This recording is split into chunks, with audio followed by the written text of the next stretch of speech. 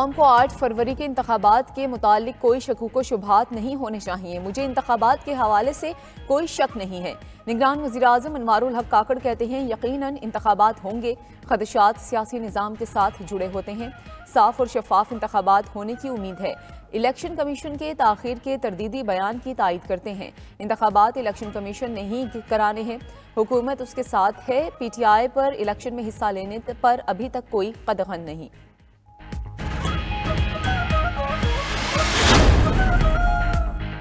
आम इंतखाबात से कबल सियासतदानों को धमकियां मिलने का इंकिशाफ हुआ है। सेक्रेटरी दाखिला शकील अहमद की लाहौर में सहाफ़ियों से बातचीत। कहा, सियासतदानों को धमकियां मिलने की रिपोर्ट्स मौसूल हुई हैं। जिन सियासतदानों को धमकियां मिली हैं उनकी सिक्योरिटी बढ़ा दी। आम इंतखाबात के लिए पंजाब के पास मतलूबा पुलिस नफरी मौजूद नहीं। पंजाब के पास इंतखाबात के लिए मतलूबा पुलिस से सिर्फ निस्फ नफरी मौजूद है। इंतखाबात के लिए दीगर कानून नाफिज करने वाले इदारों से मदद लेना पड़ेगी।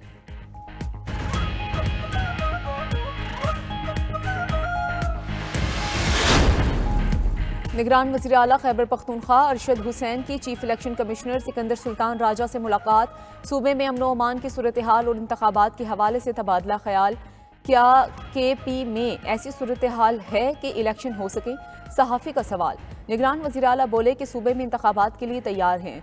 दूसरी जानिब निगरान वफाकी वज़ीर इत्तलात मुर्तज़ा सोलंकी का मुल्तान में तकरीब से खिताब। बोले कि आम इंतखाबात 8 फरवरी 2024 को होंगे। अवाम ने अपने मुंतखब नुमाइंदों का फैसला करना है। मुल्क में मार्शल लॉ नहीं है, सब इदारे आज़ाद हैं। इंतखाबात की शफाफियत पर सवाल उठते रहते हैं।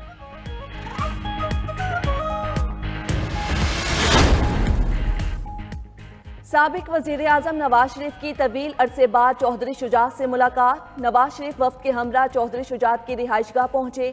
नून लीग और काफ लीग की क़यादत में सियासी उमूर पर तबादला ख्याल। काफ लीग ने कौमी और सूबाई असम्बली की 3 नशिस्तें मांग ली।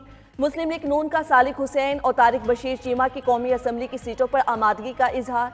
मुलाकात में सूबाई असम्बली की 3 नशिस्तों पर भी इत्तफाक। मुलाकात में शहबाज शरीफ, मरियम नवाज, राना सना और दीगर रहनुमाओं की भी शिरकत। चौधरी सालिक, चौधरी शाफे और तारिक बशीर भी मुलाकात में शरीक हुए।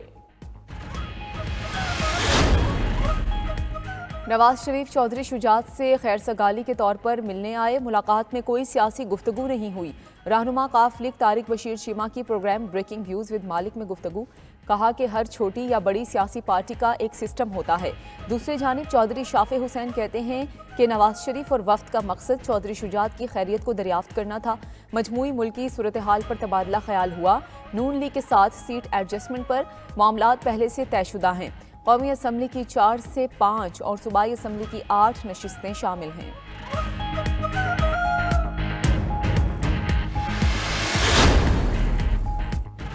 इस्लामाबाद हाई कोर्ट में अल अजीजिया रेफरेंस में अपीलों पर समाअत आज होगी। चीफ जस्टिस आमिर फारूक और जस्टिस मियां गुल हसन औरंगजेब समाअत करेंगे।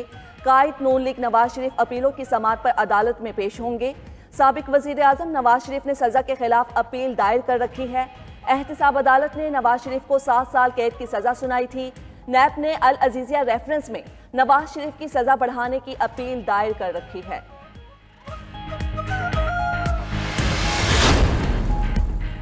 इलेक्शन कमीशन ने Tehreek Insaf intra party election के खिलाफ दरखास्तों को समाअत के लिए मुकर्रर कर दिया।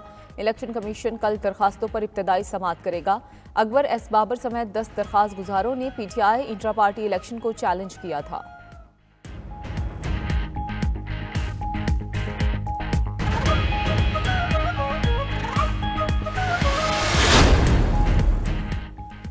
अठारहवीं तरमीम के तहत सूबों में यकसा तकसीम यकीनी बनाएंगे।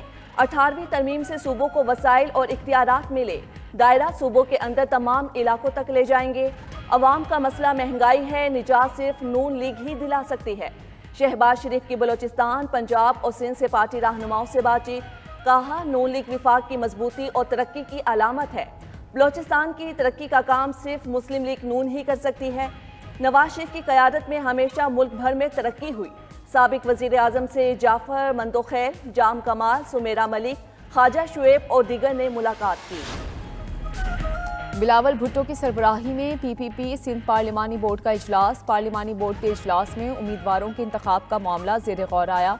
फरियाल तालपुर, निसार खोड़ो, कायम अली शाह, मुराद अली शाह की शिरकत। इजलास में वकार मेहदी, आजिज धामरा, शगुफ्ता जमानी, नवीद कमर, मुकेश चावला भी शरीक हुए।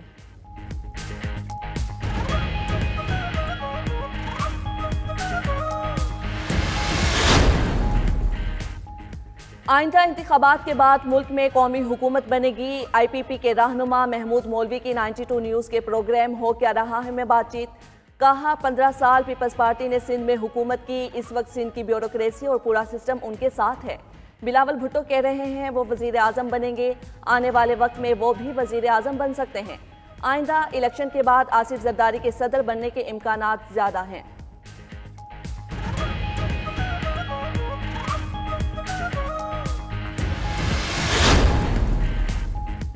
नौमुंतखब चेयरमैन पाकिस्तान तहरीक इंसाफ बैरिस्टर गोहर अली खान ने अहम जुमाती ओहदों पर तैनाती कर दी। शाह महमूद कुरैशी PTI के वाइस चेयरमैन, चौधरी परवेज इलाही मरकजी सदर मुकर्रर, फिरदौस शमीम नकवी, सैफुल्ला आबड़ो, मुश्ताक अहमद गनी और कासिम सूरी को मरकजी नायब सदूर की जिम्मेदारियां सौंप दी गई।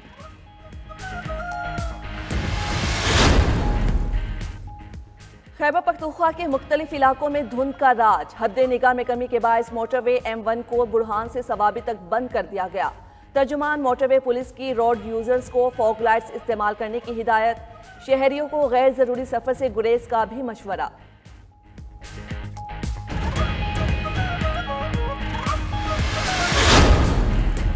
चेयरमैन सेनेट सादिक संजरानी 2 रोज़ा सरकारी दौरे पर इराक पहुंच गए। चेयरमैन सेनेट सादिक संजरानी की इराकी स्पीकर से मुलाकात, पार्लिमानी रवाबित बढ़ाने पर तबादला ख्याल। इराकी स्पीकर को पार्लिमानी वफ्द के हमरा पाकिस्तान का दौरा करने की दावत। चेयरमैन सेनेट सादिक संजरानी ने वफ्द के हमरा शेख अब्दुल कादिर जिलानी के मज़ार पर हाजिरी दी।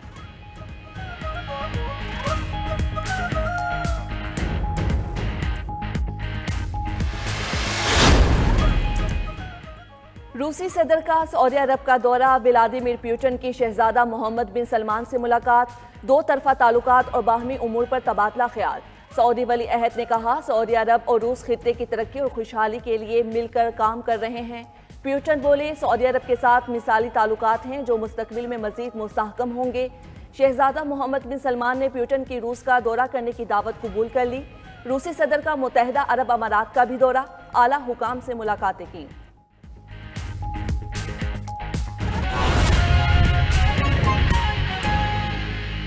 इस्तेहकाम पाकिस्तान पार्टी सिंध के रहनुमा महमूद मौलवी कहते हैं कि आने वाली हुकूमत एक इलेक्टेड नेशनल गवर्नमेंट बनेगी। प्रोग्राम हो क्या रहा है में गुफ्तगू करते हुए कहा कि 15 साल पीपल्स पार्टी ने सिंध में हुकूमत की है, इस वक्त सिंध की ब्यूरोक्रेसी और पूरा सिस्टम उनके साथ है।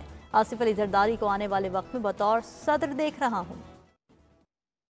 अगर एक इलेक्टेड नेशनल गवर्नमेंट बनेगी, जो हम कम से कम हम यही देख रहे हैं, बिलावल साहब ये भी कह रहे हैं कि वो प्राइम मिनिस्टर बनेंगे।